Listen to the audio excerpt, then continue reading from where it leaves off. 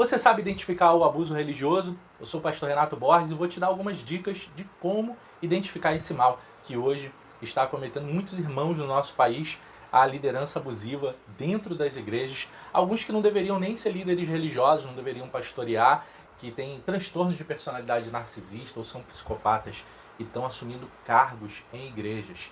E esses cargos dão a eles poder econômico, poder de manipular, de controlar a vida dos irmãos, o poder religioso, uma concentração de poder muito grande. Eu vou te dar aqui algumas dicas de como identificar esse mal, fugir dele, socorrer outros irmãos, talvez proteger a sua igreja disso. Uma das maneiras que os abusadores fazem é a exposição pública.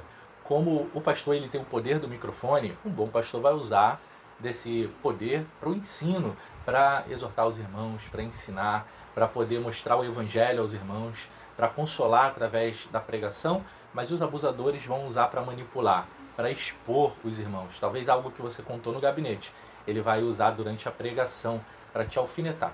Os outros irmãos podem nem perceber, mas você vai estar sendo ferido se esse pastor for um lobo. Outra forma de abuso religioso é o sentimento de culpa.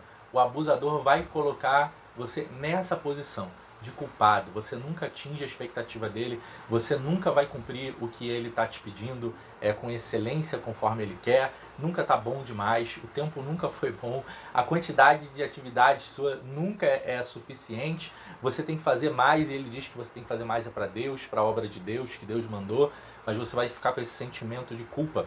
Talvez você vai reclamar com ele de algum absurdo, algum exagero que esteja acontecendo em relação a você. E ele vai inverter o jogo, ele vai se colocar como vítima, vai colocar você como culpado, talvez vai te difamar para a igreja, dizendo para todos como você persegue ele, como você é uma pessoa terrível. Outra maneira de abuso religioso é ocupar todo o seu tempo. O abuso religioso pode se manifestar dessa maneira.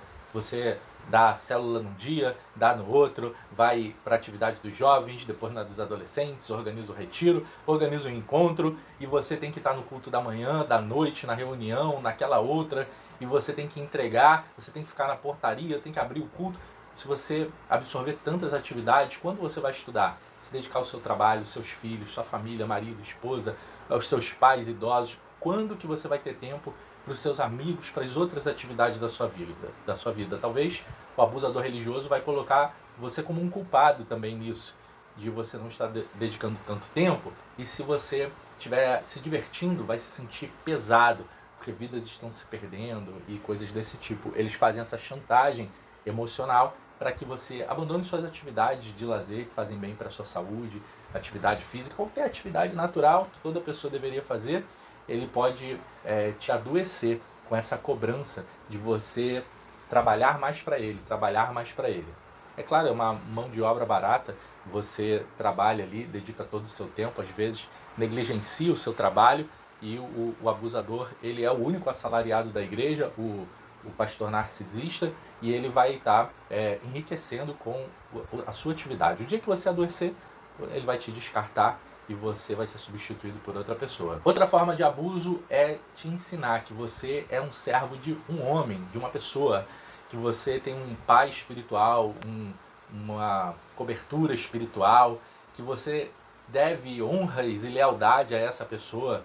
Olha, toda pessoa da sociedade assim, que exerce algum cargo, como um policial, um professor, mestre das artes marciais, e os pastores merecem o respeito dentro dos seus cargos, o devido respeito. Todo cristão respeita as autoridades, mas o abusador religioso, ele quer que você se devote a ele.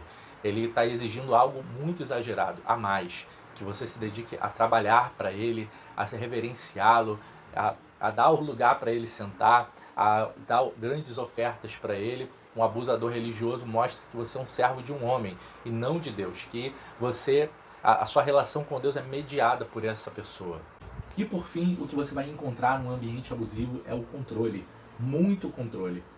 Você vai ter que pedir permissão para visitar outra igreja, para visitar seu familiar, para ir num lugar, para noivar, com quem você vai casar, tantas outras coisas da vida, que a decisão é sua. O abusador religioso, ele vai se apropriar disso, vai te exigir que você peça a ele. Se você não pedir, ele vai te colocar sentimento de culpa, vai te apertar por causa disso, vai dizer que você não foi fiel. Nós temos que abrir o olho com isso. Se algum desses sintomas está acontecendo com você, tome cuidado com esse ambiente que está acontecendo aí na sua igreja. Se há voz ativa, os membros têm voz ativa, denuncie esses casos de abuso.